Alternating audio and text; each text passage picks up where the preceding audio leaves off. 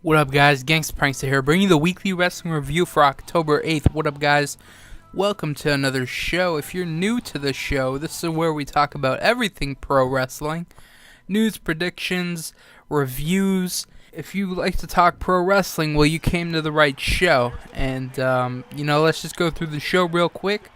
First off, we got reviews of Hell in a Cell, Raw, Smackdown, Impact, and Ring of Honor. And some wrestling news. But before I get to that, I don't want to start this off on a negative light, but there has been an incident that has been brought to my attention. And I'm going to go on a little bit of a rant. I apologize for starting it off in such a negative light, but in my opinion, it's a serious issue. So recently, one of my former subscribers, I'll say this, I found out he uploaded one of my videos. That's frowned upon on YouTube because you're not supposed to steal other people's stuff, and he clearly did. So he was subscribed to me on YouTube, and he sent me a friend request on YouTube. So when you send a friend request to someone on YouTube, you can see what they upload and liked and favorited and all that good stuff. Well, he put up a bulletin just like, hey guys, I uploaded a video, check it out whenever you can. And immediately when I saw the little picture, I'm like, that's my video. That looks like my video. And I click on the link and I'm like, I watch it and, it's my video. He stole my video. And I left a comment saying, this is my video, you have no right to take it, you didn't even ask me if you could use it or anything. If he sent me a message or a comment or whatever, he got in contact with me and he said, I want to upload one of your videos, I really enjoyed the match, and I'd like to have it on my channel. I probably would have said yeah. I'm not so much of I'm not really picky about that kind of stuff, but the fact that he did it without asking me or giving me any credit. He's like, this is my video. I didn't make the cause, but this is my video. And I'm like, that's bullshit. And I left a comment and I said, this is my video, blah, blah, blah. And I said, if you don't remove it, I'm going to get YouTube involved. And later on, there was another guy that left a comment. He's like, you shouldn't steal other people's work. And I checked the video a couple hours later, and our comments were removed. He didn't want people to see the comments that he stole the video. And I will call, if you guys want to, I will fucking call this guy out. I have his YouTube page and everything. He took the video down, and luckily I didn't have to get YouTube involved, but it did take a couple of days for him to remove it whatsoever. And if you're watching it now, go fuck yourself. So that's all I have to say. I do put a lot of hard work into these videos. I thought about this when he stole it. First off, I watch on an average 7 hours of wrestling a week. 10 hours if there's a pay-per-view, And, that's 10 hours right there. And then I gotta record the gameplay. That could take up to an hour.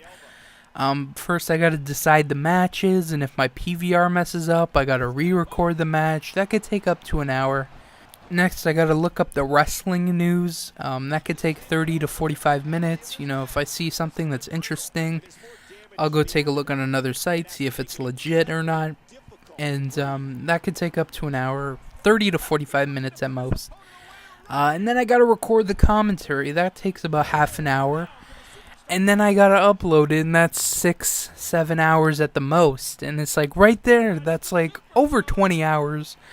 And the fact that this guy steals my work, it's a really dick move, It's just I didn't think I'd ever have to say this, but please don't steal my videos. If you want to upload one of my videos, I'll more than likely say yeah, but just contact me first and just, give me credit that, this is my video, links to my channel and put me in the tags, annotations, all that good stuff. Just don't claim credit for my work. And I never thought I'd be saying, don't steal my stuff, guys. But, it's kind of like a blessing in disguise, the fact that my videos are so good that he has to steal them. So I don't know, I might be doing something right, But it just really pissed me off that he stole it without asking, That's about it. So I hate to start off the show on a negative note. and I apologize. I don't even know if I'm gonna upload this because I like to keep the mood positive when you guys listen to this. You know, you come to listen to me talk about wrestling, not to me rant about other things. But I thought this guy was a real dickhead by stealing my stuff. Anyways, you know, let's get to professional wrestling. Let's talk about what we all came to talk about. Let's talk about what we have in common. We talk about wrestling. We like wrestling. And let's talk about it right now. First, we're going to start off with Hell in a Cell. I thought this was a good pay-per-view. You know, it had some bad stuff, and I'll talk about that. And it had some really good stuff. I really liked the ending of the pay-per-view. We'll get to that. Let's just go through it real quick. So before the pay-per-view started, Miz and R-Truth are they're shown sitting in the arena. They show their tickets and stuff. But John Laurinaitis and security, they escort him out. And the first match is Sheamus versus Christian. This was a good match. Sheamus wins. Next was Sin Cara versus Sin Cara. This was the only thing that was really bad on the pay-per-view. This went way too long. The fans were chanting boring. And Black Sin Cara, I'm going to call him by Blue and Black Sin Cara. So Black Sin Cara, his mask came off during one of the moves. This was a mess. It went way too long. Way too long. And Sin Cara won.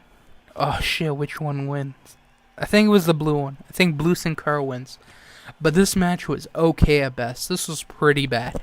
Next, we got Air Boom versus Dolph Ziggler and Jack Swagger, WWE Tag Team Title match. Good match. Air Boom win. Next, we got Randy Orton versus Mark Henry, Hell in a Cell World Title match. This was a good match. Mark Henry wins and retains his title. After the match, Henry attacks Orton and tries to take him out like he did Kane and Big Show. But Orton moves out of the way and beats down Henry with the chair. Next, we got Cody Rhodes. He comes out and puts his current Intercontinental title in a paper bag and pulls out the old school IC title and lists a bunch of people that have won it in the past and say he will do a better job than them. John Laurinaitis comes out and says Triple H says Cody has to defend the IC title right now. John Morrison comes out, so it's going to be John Morrison versus Cody Rhodes in an Intercontinental title match. This was pretty good. Cody wins. Cody, he didn't wrestle in his ring gear. He wrestled in, like, dress pants. But I like the Intercontinental title. You know, I like the old school one, and I like the modern day one. I think the modern day one's, like, one of the best looking titles ever. But, you know, I like the old one, and it even has the white strap, so it looks really cool. It stands out. It's different from the other titles. The only title that I think they really... Actually, there's three, actually. I wish they would change the WWE title, because I hate the spinner. The Divas Championship, I wish they just change it back to the women's title, because that butterfly thing is so fucking stupid. And the tag team titles, I think they're such a joke, being bronze. They're not even gold. It really bugs me. But, yeah, I really like the new Intercontinental title, and I don't know if it's going to stay if Cody loses it or something. Hopefully it does. Next, we got Beth Phoenix versus Kelly Kelly, Divas title match. Pretty good match. Beth wins and is the new Divas champion. The ending was kind of like meh, because Natalya, she hit Kelly in the head with the microphone, but it made such a huge noise. And no one acknowledged it. It was, like, really weird. Like, it made this huge noise. And, you know, the ref didn't even notice it. Even Natalya was kind of thrown off. She's like, oh, what the fuck do I do now? You know, it made this huge noise. So she starts tapping the mic.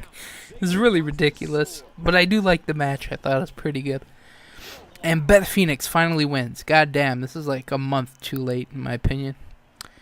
But I'm glad she has it. Last but not least, we have the main event, CM Punk versus Alberto Del Rio versus John Cena. 3-way Hell in a Cell match for the WWE title.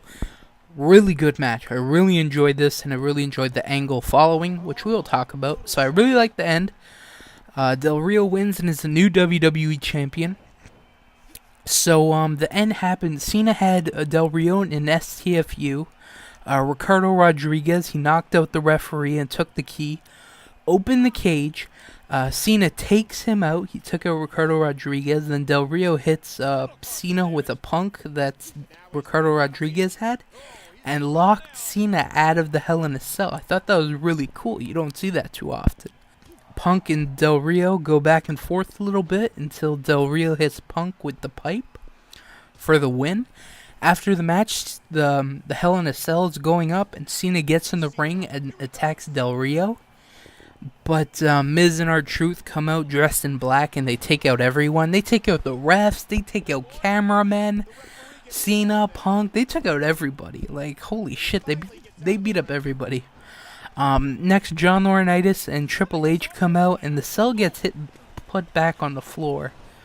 It's kind of weird, because you're left without, who lowered the cell. So that was the only thing. That was kind of like, who did that, but it's whatever.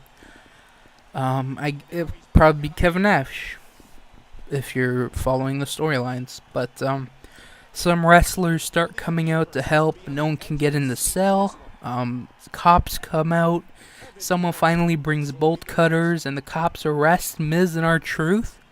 And then as the cops are taking out Miz and R-Truth, Triple H comes out of nowhere and starts beating them up. And I thought this was really well done. The fact that they got arrested, brings some realism that, they're not employed and they are getting arrested because they are attacking, wrestlers in the ring. So I really enjoyed the ending. I did enjoy this pay-per-view. I do recommend it. I thought it was one of the better pay-per-views this year, behind Money in the Bank, which is, in my opinion, is the best pay-per-view so far this year. But this would be a close second. So I really enjoyed Hell in a Cell. I do recommend it, especially the main event. The main event was really good. And Sin Cara vs. Sin Cara if you want to see some really bad shit. Next we got WWE Raw, It started out with some wrestling. It started with Randy Orton versus Drew McIntyre. Good match. Orton wins. After the match, Orton RKO's McIntyre again. And then Mark Henry comes out and they brawl and security breaks it up and blah blah blah. Mark Henry stays in the ring for a match against John Morrison. It was okay. Henry wins. After the match, Henry attacks Morrison and says when Big Show returns to SmackDown, it's going to be the shortest return in history. And later in SmackDown, Big Show did return, and we'll cover that later. Next we got Christian, Del Rio, Swagger, Ziggler, Vicky Guerrero, Cody Rhodes, and David Otunga are all in the ring. They talk about Triple H not being able to do his job and want him fired. Triple H comes to the ring and tells them to shut up and fight. That's it. Next we got Kelly and Eve versus Beth Phoenix and Natalya. This one left me scratching my head because I don't know what happened. Beth and Kelly were fighting on the outside, and the ref just ended the match. I mean, there was nothing to, DQ anybody over, but the ref just ended it. And, man, Kelly could not shut the fuck up. She screams like a goddamn velociraptor. Holy shit. It was really annoying and high-pitched. But whatever. Next we got Jinder Mahal. He's in the ring talking in his native language. Santino Marella comes out, makes his return, and he starts to mock Jinder Mahal. Mahal challenges Santino to a match, so it's Santino and Jinder Mahal. This was blah, it was 30 seconds. Santino hit the Cobra. 1, 2, 3, done. Next, we got John Cena, CM Punk, Air Boom, Sheamus, and Mason Ryan versus Del Rio, Christian, Swagger, Ziggler, Cody Rhodes, and David Otunga. This was a really good match. One of the best Raw main events in a long time. I recommend this. This was great. Everyone got their time to shine. I really enjoyed this. I really recommend this match. The 14-man tag team match. Really good match. It went long, and I can't say it enough. It was really good. I do recommend this. Next, we got most of the WWE roster come out. They surround the ring, and Triple H comes out, and they do this vote of confidence thing. Basically, everyone says that they feel it's unsafe working environment, blah, blah, blah. And Triple H is just left with his finger up his ass. And Jerry Lawler gets on the mic. There was a bunch of people, and Jerry Lawler's like, I'm going to walk out. And then everyone just walked out behind him. Everybody. Fucking announcers, cameramen again involved. Everyone just leaves. And, yeah. And it ends with John Laurinaitis. He comes out, and then he walks away. And then Triple H is left standing in the ring with no one around him. So, this walkout thing, so what's going to happen on Raw? I don't know. We're going to find out Monday. And, yeah, but I really like the main event. I do recommend that. As far as the walkout goes, it's different. I've never seen anything like it before. So, a lot of people didn't like it. They thought it was stupid. But, I thought it was pretty good. Next, we got TNA Impact. It starts out with Beer Money. They come out and they talk about their match tonight. That's about it. The first match is Kazarian versus Gunner. Pretty good match. Gunner wins. After the match, Gunner keeps attacking Kazarian, so the ref reverses the decision and makes Kazarian the winner. But they say the ref reversed the decision because of DQ. There was no disqualification because Gunner made Kazarian tap out, so he can't lose the match if he keeps attacking him by DQ. Whatever. I would have been okay with this, but they said he lost because of DQ. When there was no DQ, the match was over. Whatever. I might be nitpicking. Next we got Mr. Anderson comes out and he talks about a bunch of different stuff. Bully Ray comes out and they go back and forth and stuff. And it ends up with Anderson saying, Bound for Glory's in Philadelphia. Bully Ray started in Philadelphia with ECW and stuff. And he challenges Bully Ray to a Falls Count Anywhere match. Street fight at Bound for Glory. Next we got Winter and Madison Rain versus Mickie James and Velvet Sky. Pretty good match. Madison and Winter win. This was okay. There was some... The worst thing in the whole match was like... Angelina Love grabbed Winter's legs by accident because she wasn't looking. I thought that was really dumb. Like, why aren't you looking in the ring? Like, it was really dumb. Next, we got Eric Bischoff. He comes out and calls out Jeff Hardy. Hardy comes out and says Eric says Jeff is a screw-up and tells Hardy to leave. He calls him out to tell him to leave. This is weird. Hardy hits Bischoff with a twist of fate. Immortal comes out and Jeff runs away. Next we got Samoa Joe versus Crimson. Pretty good match. Crimson wins. James Storm versus Bobby Roode. This was a good match. Bobby Roode wins. And last but not least, Hulk Hogan comes out and announces his retirement. And he thanks the fans and stuff. And then Sting comes out and says he doesn't believe Hogan is retiring. Hogan says, yeah, I'm retiring, blah, blah, blah. And Sting's like, you know what? I have a video that says otherwise. He shows the video, and it's Hogan and Bischoff laughing. And they're like laughing about fooling the fans about the retirement and stuff. Hogan gets pissed and challenges Sting to a match at Bound for Glory.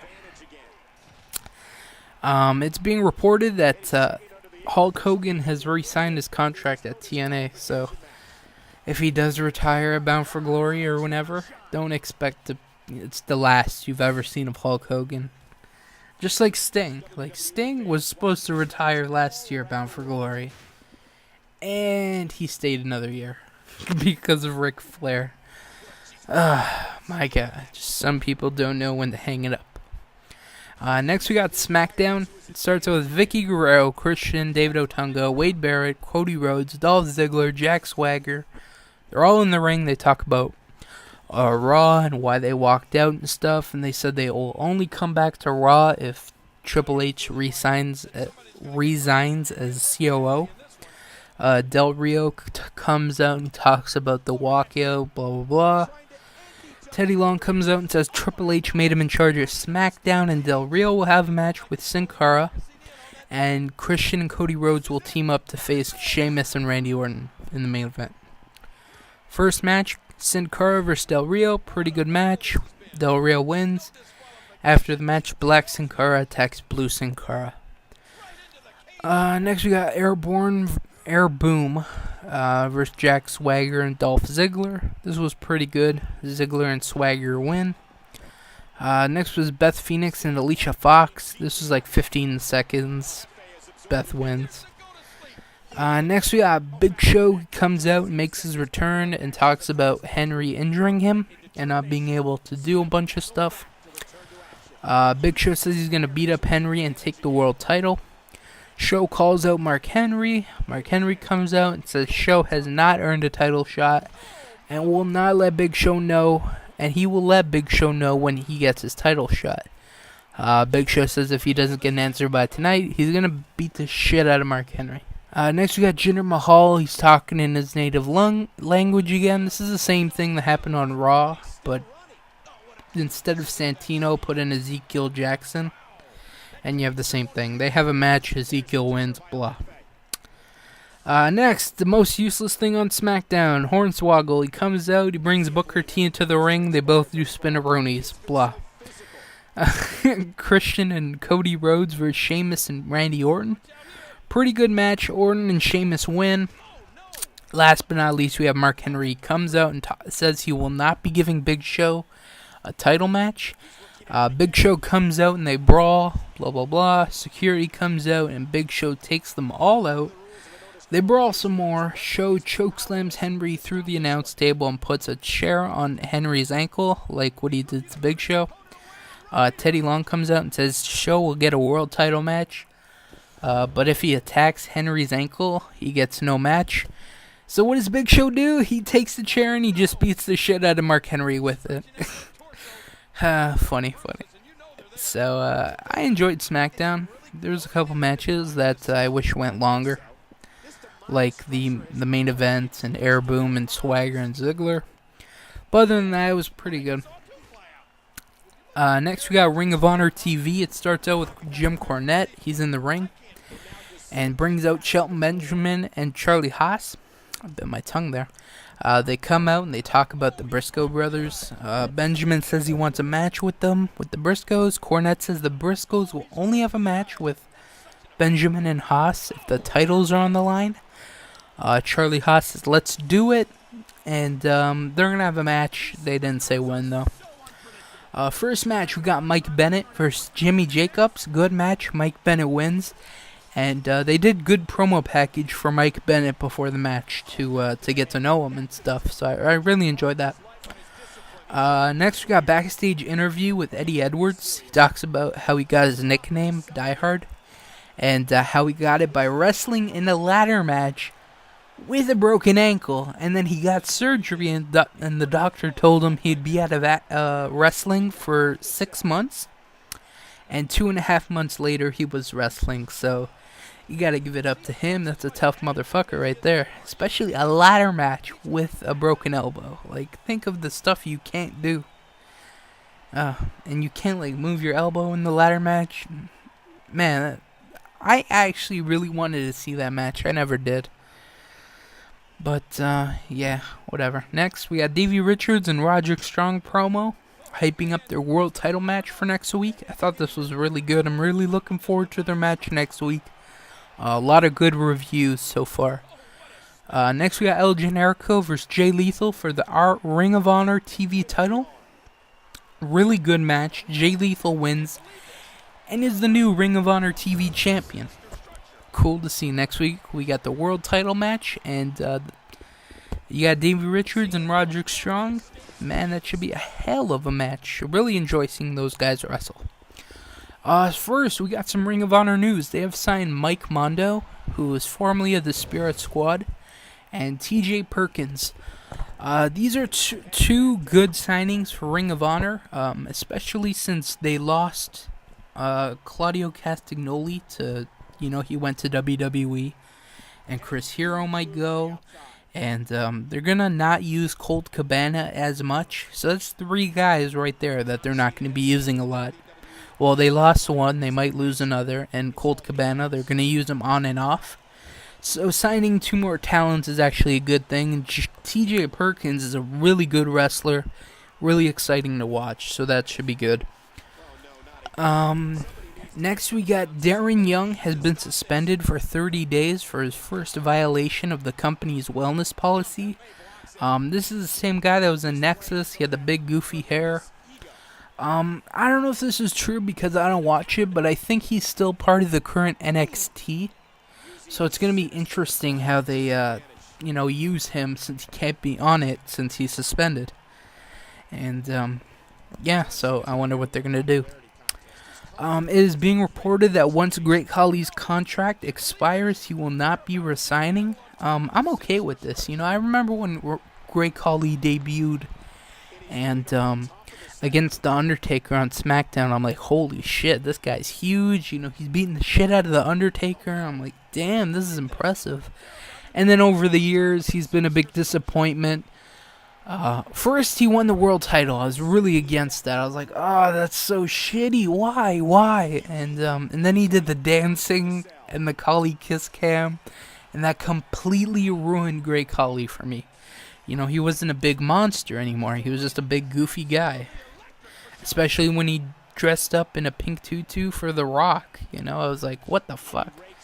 I can't believe him anymore. But I'm not going to miss him as much as maybe some people. I don't know if you're going to miss him or not. But I know WWE will because he's a huge attraction in India. But with the loss of Great Khali, we're probably going to see more of Jinder Mahal. And that's probably not a good thing. So, that sucks. Next, we got this is a rumor. TNA has reportedly been in talks with Ronnie from Jersey Shore, and they might have already signed him to a contract. TNA didn't learn their lesson from the first two people they got from Jersey Shore. Leave Jersey Shore alone, please. Focus on your talent. You don't need these fucking people on your show. It just ruins it. If this is true, this is another reason not to like TNA anymore. I mean, I'm gonna be honest, watching TNA Impact sometimes, it's a chore. It's a fucking chore. I hate watching it. It's just so bad sometimes, and it's like, I watch Jersey Shore. Don't get me wrong. I watch it. I don't watch it because I like it. I watch it because it's such a train wreck. It's like TNA. It's so bad. I can't look away. It's that bad. But TNA is just so bad, I don't even want to watch it. At least Jersey Shore is watchable. But last but not least, we got Jeff Hardy checked into a North Carolina jail to serve his 10-day sentence. This week. Wanting to get his jail time over as soon as possible. That's why he turned himself in Monday morning to begin the sentence. Hardy was originally arrested back in 2009 after police found drugs in his home. Jeff Hardy struck a deal with the prosecutor after 2 years of courtroom dancing. Man, that was ridiculous. 2 years. Like, every time they went to court, they kept postponing it, and they finally came to a deal, whatever. Hardy pled guilty to 2 counts of possession of a controlled substance and 1 count of conspiracy to traffic in exchange for a 10-day jail sentence, 30 months of probation, and a $100,000 fine. That's ridiculous. So yeah, with him being in jail for 10 days, will he make it for Bound for Glory? So he went to jail Monday. Hold on, is TNA doing a live? I think they're doing a live Impact. He might be able to make it to Bound for Glory, fresh out of prison. He's gonna be on Bound for Glory. That'd be funny as shit. But that's it for today's show. I apologize for the rant in the beginning. And I hope you guys enjoyed the show. I am tired as shit, man. Oh my god, what a weekend. It's been so busy. I thought I wasn't gonna be able to upload or record this. Because I've just been so goddamn busy. So I'm just gonna end the show. I'm really tired. I can barely keep my eyes open. Thank you guys for watching. This might not be the best commentary because I'm so tired, and I wanted to record it because I don't know when I'd get another chance to record. So I thank you guys for watching, and if you enjoyed the video, don't forget to rate it. Leave a like or dislike, whatever you want. And I want to ask a question. What is the best looking title, in your opinion? Best looking wrestling title? Because I have a few. The NWA World title. I think that's a really good looking title. The Intercontinental title, the modern one. The one that Cody Rhodes threw away. I really like the way that looked. So just tell me some of your favorite looking titles. I'm really interested because there are some really good looking titles and there are some really bad looking titles. And another title I really like is the ECW World title. I thought it was really cool with the orange, the purple, and the blue. I just really liked it for some reason. So tell me your favorite looking title in the comments. And I just want to thank you guys for watching. See you guys next week where we go through everything. And Bound for Glory predictions. Yes, Bound for Glory next week. Yeah, so see you guys next week. Take care.